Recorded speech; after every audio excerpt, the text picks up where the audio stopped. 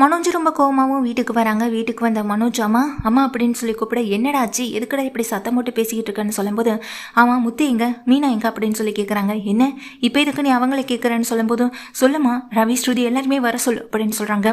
ரவி ஸ்ருதி முத்து மீனா எல்லாருமே வெளியே வராங்க. கூடவே அண்ணாமலை வராங்க. என்னாச்சு, ஏதாவது பிரச்சனையா அப்படின்னு அங்கே ரவி இங்கே மனோஜை பார்த்து கேட்க, அதெல்லாம் ஒன்றும் இல்லை அப்படின்னு சொல்லிட்டு இருக்காங்க.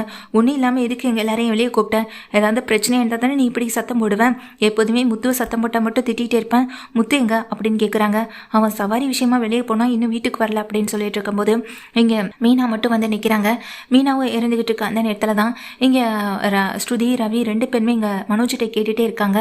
ஆமாம் ரோஹிணி எங்க, ஷோரூம்க்கு போனீங்களே என்னாச்சு, ஆமாம் அந்த ராஜாராணியை பிடிக்கிறதுக்கு முத்து ஒரு ஐடியா கொடுத்தாங்களே, இதை செஞ்சிட்டிங்களான்னு சொல்ல, அதெல்லாம் நான் நல்லாவே பண்ணிட்டேன் அப்படின்னு சொல்லிட்டு இருக்காங்க. ஆமாம் எங்கே அந்த வீடியோ எடுத்தாச்சா அப்படின்னு சொல்லி கேட்க, சூப்பராகவே எடுத்திருக்கேன் அப்படின்னு மனோஜ் சொல்கிறாங்க. முத்து என்கிட்ட ஐடியா மட்டும்தானே கொடுத்தான், ஆனால் இப்போ நான் அந்த ஐடியாவை எப்படியெல்லாம் பண்ணியிருக்கேன் தெரியுமா, ஆனால் ஒரு கேமரா வைக்கல, இங்கே சுற்றிலும் கேமரா வச்சுருந்தேன், அந்த கேமராவில் ராஜா ராணியை வரவழைச்சு பேசவும் செஞ்சேன் அப்படின்னு சொல்ல, என்னடா சொல்கிற அப்படின்னு அண்ணாமலையும் விஜயும் கேட்குறாங்க. ஆண்டி உங்களுக்கு விஷயம் தெரியாதுல்ல, மனோஜ் அந்த பொண்ணுக்கிட்ட பயங்கரமாக சிக்கிக்கிட்டான், அந்த பொண்ணு இவனை இந்த மனோஜை வச்சு மிரட்டுற அளவுக்கு பெரிய ஒரு பழியை தூக்கி மனோஜ் மேலே போட்டிருக்கான். கடைசியில் முத்து கொடுத்த ஐடியா தான் இப்போ ஒர்க் அவுட் ஆயிருக்குன்னு சொல்ல, சும்மா பேசாமல் முத்துன்னு சொல்லிட்டே இருக்காதீங்க, முத்துவை விட நான் நல்லாவே ஐடியா பண்ணியிருந்தேன், அதனால தான் இப்போ எனக்கு இந்த விஷயத்தில் ஒரு தெளிவுமே கிடச்சிது அப்படின்னு சொல்கிறாங்க. அப்படியே நான் ஐடியா பண்ணிட்டேன்னு சொல்லிட்டு அண்ணாமலையும் சீதா அந்த விஜயாவும் கேட்குறாங்க. அது ஒன்றும் இல்லைப்பா, ராஜா ராணியை நான் கடைக்கு வரவழைச்சேன், என்ன நடந்துச்சுன்னு சொல்லிட்டு நடந்த விஷயத்த எல்லாத்தையும் சொல்கிறாங்க மனோஜும். அது ஒன்றும் இல்லைப்பா, நான் இப்போது ராஜா ராணிக்கு ஃபோன் பண்ணேன், அவங்களும் கடைக்கு வந்தாங்க, டிவி ஃப்ரிட்ஜு வாஷிங் மிஷின் எல்லாமே கேட்டுட்டு இருந்தாங்க, அதுக்காக அதில் 2-3 தான் மட்டும் எடுத்துகிட்டு போகிறதுக்காக வந்திருந்தாங்க, அவங்கக்கிட்ட பேச மெதுவாக பேச்சு கொடுக்கவும் ஆரம்பித்தேன், எதுக்கு தேவையில்லாமல் ஏன் மேலே பழியை போட்டு இப்படி நீங்கள் இதெல்லாம் பறிக்கிறதுக்கு உங்களுக்கு அசிங்கமாக இல்லையான்னு சொல்லி கேட்டேன். இதில் என்ன சார் அசிங்கம் இருக்குது, நாங்கள் ஒன்றும் தப்பான பழியை போடலையே, நீங்கள் எங்களை திருடங்கன்னு சொல்லி அசிங்கப்படுத்துனீங்க, அப்போ அதை விட பெரிய பழியை தூக்கி போட்டால் தானே நீங்களும் அமைதியாவீங்க, அதுக்காக மட்டும்தான் அந்த பழியை தூக்கி போட்டோன்னு சொல்ல, உன் பொண்டாட்டியை வச்சு நீயே இவ்வளோ அசிங்கமாக பேசுகிறியே, அது உனக்கு கொஞ்சம் கூட கேவலமாக இல்லைன்னு சொல்லி கேட்க, நீங்கள் நினைக்கிற மாதிரி உண்மையாகவே ஹஸ்பண்ட் அண்ட் ஒய்ஃப்லாம் கிடையாது சார் அப்படின்னு சொல்ல, இதை கேட்டுட்டு நிற்கிற அந்த மனோஜ் பயங்கர ஷாக் ஆகுறாங்க.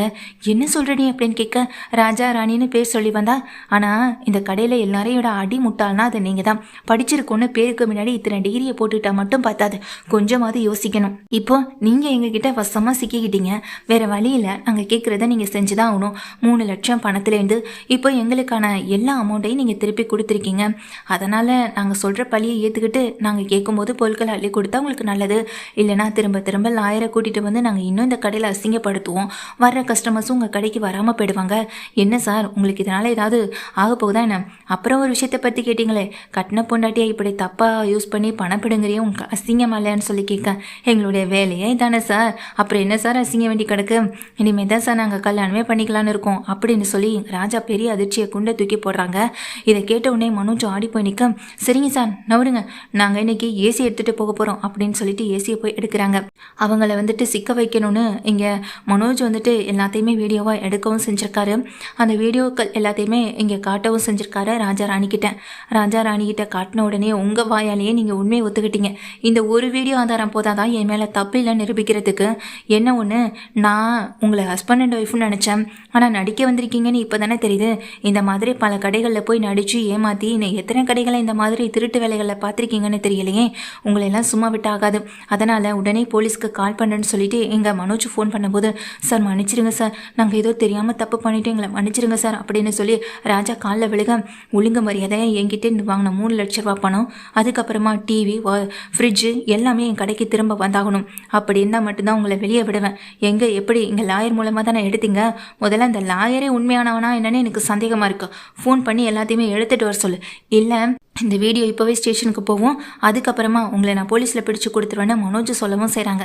இதை கேட்டுட்ருக்க ராஜாவும் பயந்து போய் தான் இருந்திருக்காங்க. நடந்த அந்த விஷயம் அப்படியே முழுக்க இங்கே மனோஜ் வந்துட்டு வீட்டில் சொல்கிறத வந்து எல்லாருமே அதிர்ச்சியோடு கேட்டுட்ருக்காங்க.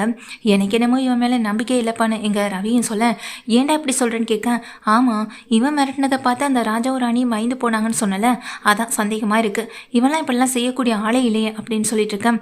என்ன ரோஹிணி நீயும் இப்போ தானே வந்த கேட்டுட்டு இருந்தால நான் சொல்கிறதில்லன்னு சொல்ல, ஆமாங்க ரோஹிணிக்கு ஃபோன் வந்த கையோடு அங்கேருந்து கிளம்பி போயிருப்பாங்க. அதுக்கப்புறமா இப்போ தான் வீட்டுக்கும் வந்திருப்பாங்க. சொல்லு ரோஹிணி அப்படின்னு சொல்ல, சரி இரு, யாருமே நம்ப மாட்டாங்கன்னு எனக்கு தெரியும்.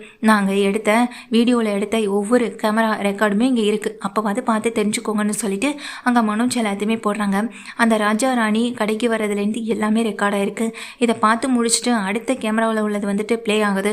அப்போ இன்னொரு கேமராவில் இருக்கிறது இங்கே ப்ளே ஆக ஆரம்பிக்குது. ஒரு நிமிஷம் அப்படின்னு இங்கே ஸ்ருதி பார்க்குறாங்க. ஸ்ருதி பார்த்துட்ருக்காங்க, எல்லாமே பார்க்குறாங்க. அங்கே ரோஹிணிக்கு பயங்கர ஷாக்காக இருக்குது. அதில் இருக்கிறது ரோஹிணி அதாவது நிறைய இடங்களில் கேமரா வச்சுருக்கதா சொன்னதுனால தான் அந்த இடத்துக்கு நேராக இங்கே ரோஹிணி ஃபோன் பேசியிருக்காங்க. அந்த இடத்துல இங்கே ரோஹிணிக்கு மகேஸ்வரி தான் கால் பண்ணியிருக்காங்க. சொல்லு மகேஸ்வரி அப்படின்னு சொல்லி இங்கே பேசவும் செய்கிறாங்க. இல்லடி ஒரு முக்கியமான விஷயம் அப்படின்னு சொல்லும்போது, என்னடி என்ன விஷயம்னு இங்கே கேட்குறாங்க. கிறிஷ் ஸ்கூலை விட்டு ஓடிட்டானாம், எங்கே போனால் என்னென்னு தெரியல, இப்போ தான் ஸ்கூல்லேருந்து ஃபோன் வந்துச்சுன்னு சொல்ல, என்னடி சொல்கிறேன், கிறிஷ் அங்கே ஸ்கூலில் தானே இருந்தான்னு சொல்லும்போது, கிறிஷுக்கு ஸ்கூலில் எவ்வளோ பிரச்சனை நடக்கு தெரியுமா, அதை தெரியாமல் நீ என்னடானா இப்படி இருந்திருக்கேன், பாவம் அவன் உன் பையன் தானே அப்படின்னு சொல்லும்போது, என் பையனை நான் தூக்கி கொண்டாடவா முடியும், அவனை நான் இங்கே ஸ்கூலில் தானே சேர்த்து விட்டேன், ஹாஸ்டலில் இருக்க வச்சது அவனால் எனக்கு தொந்தரவு இருக்கக்கூடாதுன்றனால தானே, அதுக்காக அவன் மேலே பாசம் இல்லாமலாம் போயிடாது. ஆமாம் இப்போ கிறிஷ் எங்கே போயிட்டான்னு ஏதாவது தெரியுமா, கிறிஷ் எங்கே இருக்கானாவது உனக்கு தெரியுமா அப்படின்னு சொல்லி இங்கே கேட்குறாங்க. ரோஹிணி இப்படி கேட்கும்போது இது எல்லாத்தையுமே மொத்த பேரும் பார்த்துட்டு அதிர்ச்சி ஆகுறாங்க. இங்கே பாரு மகேஸ்வரி, என்னால் இப்போ வர முடியாது, நான் ஒரு இக்கட்டான சுச்சுவேஷனில் இருக்கேன். அது மட்டும் இல்லாமல் கிறிஷுக்கு நீ தானே இங்கே கார்டியன்னு சைன் பண்ணி ஸ்கூலில் சேர்த்து விட்டுருக்கேன், நீயே போய் என்ன எதுன்னு பாருன்னு சொல்லி அங்கே மகேஸ்வரியை அனுப்பி வைக்க இங்கே முயற்சி பண்ணி பேசிக்கிட்டு இருக்காங்க. அட்லீஸ்ட் உன் அம்மாவுக்காவது ஃபோன் பண்ணி பேசுகிறேன்னு சொல்ல, அம்மாவுக்கெல்லாம் பேசி என்ன ஆக போகுது, பாவம் அவங்களே ரொம்ப பயப்படுவாங்க, இப்போ தான் உடம்பு முடியாமல் போய் சித்தி வீட்டில் இருக்க சொல்லி அனுப்பி விட்டுருக்கேன், வேணாம் அம்மாவுக்கெல்லாம் இந்த விஷயம் தெரிய வேண்டாம், தெரிஞ்சா அவங்க என்கிட்ட நீ தான் கிறிஷ் கெடுத்துட்ட, ஒழுங்காக கிறிஷ் உன்னுடைய பையனை வீட்டில் சொல்லணும்னு என்னை திரும்ப டார்ச்சர் பண்ண ஆரம்பிச்சிடும், நான் இந்த மாதிரி பிரச்சனையில் சிக்கவே கூடாது, முதல்ல நீ போய் கிறிஷுக்கு என்னாச்சு ஏதாச்சுன்னு பாரு, எனக்கு ப்ளீஸ் எனக்காக இதை மட்டும் பண்ணு அப்படின்னு சொல்லி இங்கே ரோஹிணி பேசினது அத்தனையும் ரெக்கார்டாக இருக்குது. இதை பார்த்து அத்தனை பேரும் ரோஹிணியை திரும்பி பார்க்குறாங்க. ரோஹிணி அப்படியே திகச்சு போய் நின்றுட்டே இருக்காங்க. என்ன ரோஹிணி இதெல்லாம் அப்படின்னு சொல்லிட்டு இருக்கும்போது இங்கே நேராக முத்துவும் வீட்டுக்கு வந்துடுறாங்க. என்னங்க எங்கே போனீங்க அப்படின்னு சொல்லி கேட்க, இங்கே ஒரு பெரிய விஷயம் நடந்துச்சுன்னு அப்படின்னு சொல்லும்போது, அதை விட ஒரு பெரிய விஷயம் வேணாம் அப்படின்னு சொல்கிறாங்க. என்னாச்சு அப்படின்னு கேட்க, கிறிஷ் எங்கே தெரியுமா இருந்தான், கிறிஷ் இப்போ என்னுடைய கார் டிக்கில் இருந்தான், அங்கே போலீஸ் இன்வெஸ்டிகேஷன் ஏதோ பண்ணிகிட்டு இருந்தப்போ தான் என்னுடைய கார் டிக்கில் கிறிஷ் இருக்க விஷயமே எனக்கு தெரிஞ்சது. அதுக்கப்புறமா நான் என்னமோ பெரிய தப்பு பண்ணிட்டேன்ற மாதிரி என்னை ஸ்டேஷனுக்கு கூட்டிகிட்டு போயிட்டாங்க. நல்ல வேலை கிறிஷ் மயக்கம் தெளிஞ்சதுனால அந்த தப்பு நான் பண்ணலைன்னு தெரிய வந்துடுச்சு அப்படின்னு சொல்லிட்டு இருக்காங்க. என்னங்க சொல்கிறீங்கன்னு கேட்க, மொத்த பேரும் அதிர்ந்து போய் இந்த விஷயத்தை கேட்டுட்டு இருக்காங்க. ரோஹிணியும் அப்படியே நின்றுட்டு இருக்காங்க. என்னங்க எல்லாரும் இந்த விஷயத்த மறந்துட்டீங்களேன்னு எங்கள் ஸ்ருதியும் சொல்ல, என்னாச்சுன்னு இங்கே முத்து கேட்குறாங்க. அப்போ கிறிஷோட அம்மானா அது நீங்களா ரோஹிணி அப்படின்னு கேட்க, முத்துலேருந்து எல்லாருமே ஆடி போய் இங்கே ரோஹிணியை பார்க்குறாங்க. ஏன்னா ரோஹிணி அந்த கேமராவில் சிக்கிட்டாங்க. என்னங்க என்னாச்சுன்னு இங்கே மீனாவும் சொல்லிட்டு கேட்டுட்டு இருக்கும்போது தான், என்ன மீனா எல்லாத்துலேயும் கரெக்டாக யோசிப்பீங்க, இதை பார்க்கும்போது அவங்களுக்கு தெரியலை, அவங்க ஒவ்வொரு வார்த்தைக்கும் கிறிஷ் தன்னுடைய பையனை யாருக்கும் தெரிஞ்சிடக்கூடாது, தெரியாமல் இருக்கணுங்கிறதுக்காக தானே ஹாஸ்டலில் சேர்த்து விட்டுன்னு சொல்லியிருக்காங்க.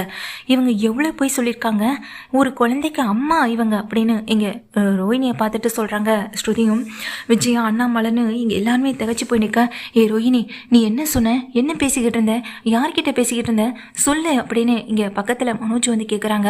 என்னாச்சு மீனான்னு சொல்லி கேட்க, நீங்கள் சொன்ன ஐடியாவில் இங்கே ராஜாராணி சிக்கினாங்களோ இல்லையோ, ஆனால் ரோஹிணி சிக்கிக்கிட்டாங்கன்னு மீனா சொல்கிறாங்க.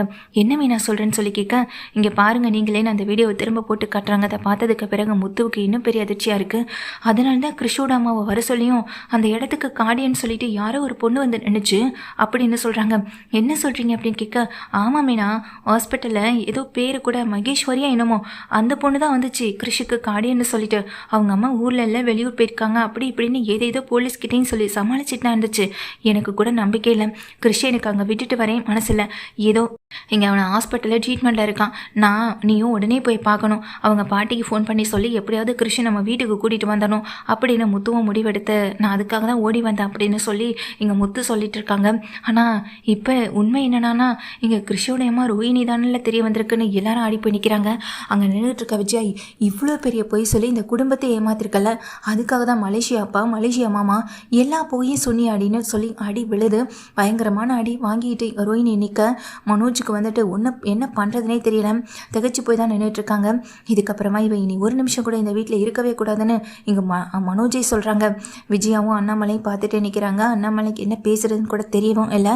அந்த நேரத்தில் எங்கள் மனோஜ் பார்த்துட்டு எங்கள் முத்துவும் மீனாவும் சொல்கிறாங்க, நீ எடுத்த முடிவு சரிதான். உன்னை ஏமாத்துறான்ற ஒரு பாவத்துக்காக நீ ரோஹிணியை வெளியே தள்ளிடுவ.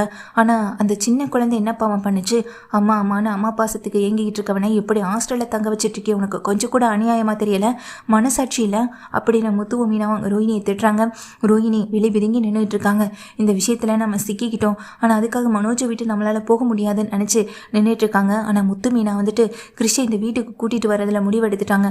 ஆனால் இதுக்கப்புறமா ரோஹிணி இந்த வீட்டில் இருக்கணுமா வேண்டாமான்றதை அம்மாவும் மனோஜும் முடிவு பண்ணிக்கட்டும் அப்படின்னு அந்த முடிவை அவங்கக்கிட்டே ஒப்படைக்கவும் செய்கிறாங்க முத்துவும் மீனாவும். இந்த மாதிரியான சீக்வன்ஸோட இந்த சீரியல் போனால் நல்லாயிருக்கும்னு நினைக்கிறவங்க இந்த வீடியோவுக்கு ஒரு லைக் பண்ணி உங்கள் ஆதரவை தெரிவிங்க.